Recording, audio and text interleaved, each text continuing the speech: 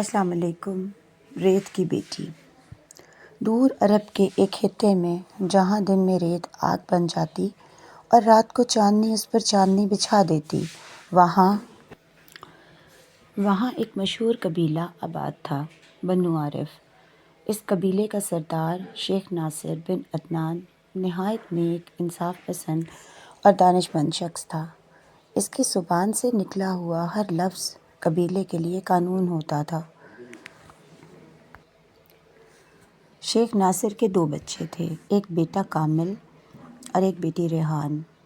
ریحان نرم دل، عبادت گزار اور لوگوں کے دکھ درد بانٹنے والی لڑکی تھی، جبکہ کامل ضدی، غرور سے بھرپور اور دولت کا پجاری بن چکا تھا۔ وقت کا پہیہ گھومتا گیا۔ شیخ ناصر کے بڑھاپے کے ساتھ بیماری نے اس کے جسم کو کمزور کر دیا۔ ایک شام جب سورج غروب ہونے کو تھا، اس نے اپنے بچوں کو بلایا۔ اس کی سانسیں مدھم تھیں، مگر لہجے میں وقار باقی تھا۔ کہنے لگا، میرے بچوں، دولت ختم ہو جاتی ہے، مگر انصاف ہمیشہ زندہ رہتا ہے۔ میرے پاس جو کچھ میرا ہے، وہ تم دونوں کا ہے، برابر برابر۔ یاد رکھو، جس نے یتیم یا کمزور پر ظلم کیا، وہ گویا اپنے ہاتھوں سے اپنی بربادی لکھ رہا ہے۔ ریحان نے باپ کا ہاتھ چوما، آنکھوں میں آنسو تھے، مگر کامل کے چہرے پر عجیب سا سایہ تھا، جیسے کوئی آگ اس کے اندر دہک رہی ہو۔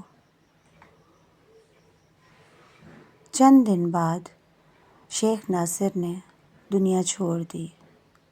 پورا قبیلہ ماتم میں ڈوبا ہوا تھا، لیکن کامل کی آنکھوں میں غم نہیں، بلکہ لالچ کی چمک تھی۔ راتوں رات وہ قبیلے کے کاتبوں کے پاس گیا، انہیں سونا چاندی دی اور باپ کی وصیت بدلوا دی۔ اب کاغذ پر لکھا تھا، میراث مکمل طور پر بیٹے کامل کے نام اور بیٹی ریحان بس اس کے زیر سایہ زندگی گزارے گی۔ جب وصیت سب کے سامنے پڑھی گئی، ریحان کا دل لرز گیا۔ اس نے روتے ہوئے کہا، یہ میرے والد کے الفاظ نہیں، میں نے اپنے کانوں سے سنا تھا، ان کی آواز اب بھی دل میں گونجتی ہے۔ مگر کامل نے غرور سے ہنستے ہوئے کہا، عورت کا مقام اطاعت ہے، فیصلے مرد کرتے ہیں، تمہیں وہی ملے گا جو میں چاہوں گا۔ قبیلے میں سناٹا چھا گیا۔ ریحان خاموشی سے باپ کے گھر سے نکلی۔ وہ رات بارش کی تھی، ریت بھیگ چکی تھی اور آسمان اس کے ساتھ رو رہا تھا۔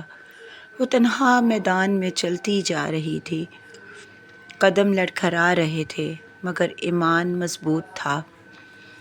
ہر بوند کے ساتھ وہ کہتی جا رہی تھی، یا رب، تو میرا گواہ ہے، تو ہی میرا محافظ ہے۔ کئی گھنٹے چلنے کے بعد وہ تھک کر ایک چٹان کے سائے تلے گر پڑی۔ چاند آسمان پر تھا، جیسے اس کے دکھ کا محافظ ہو۔ اسی لمحے دور سے قافلے کی گھنٹیاں سنائی دیں۔ ریت کے بادلوں میں سے اونٹوں کا قافلہ ابھرا، جس کی قیادت شیخ حارث بن زکریا کر رہا تھا، ایک تاجر، دانا اور رحم دل انسان۔ اس نے ریحان کو دیکھا، پانی پلایا، کپڑا دیا اور کہا، بیٹی، جو اللہ کے بھروسے پر چلتا ہے، دنیا کی ریت بھی اس کے قدموں کے نیچے راستہ بن جاتی ہے۔ ریحان کو وہ اپنے قافلے کے ساتھ وہت الکرم لے گیا، ایک نخلستان جہاں درخت سبز تھے اور ہوا میں زندگی تھی۔ وہاں اس نے اپنی بیوی امینا کے سپرد کیا۔ امینا نے اسے نہلایا، کھلایا اور کہا، بیٹی، کبھی مایوس مت ہونا، کبھی کبھار ظلم ہی انسان کو روشنی تک پہنچاتا ہے۔ ریحان نے وہاں رہ کر بہت کچھ سیکھا۔ اس نے عطر بنانا، جڑی بوٹیاں پہچاننا اور حساب و تجارت کے رموز سمجھ لیے۔ وقت گزرا اور وہ نخلستان کی سب سے معزز خاتون بن گئی۔ لوگ اسے عزت سے سیدہ نور کہنے لگے، کیونکہ وہ جہاں جاتی دلوں میں روشنی چھوڑ جاتی۔ سالوں بعد ایک دن عدالت میں شور مچا۔ ایک شخص پر الزام تھا کہ اس نے یتیموں کا مال کھا لیا۔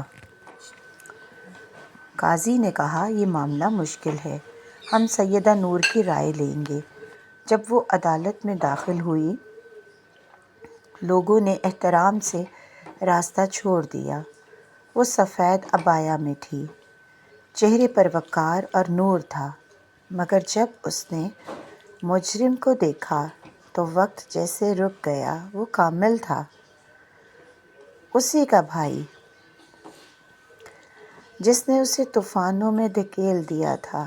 کامل کے ہاتھ بندھے ہوئے تھے، آنکھیں نیچی، چہرے پر شرمندگی تھی۔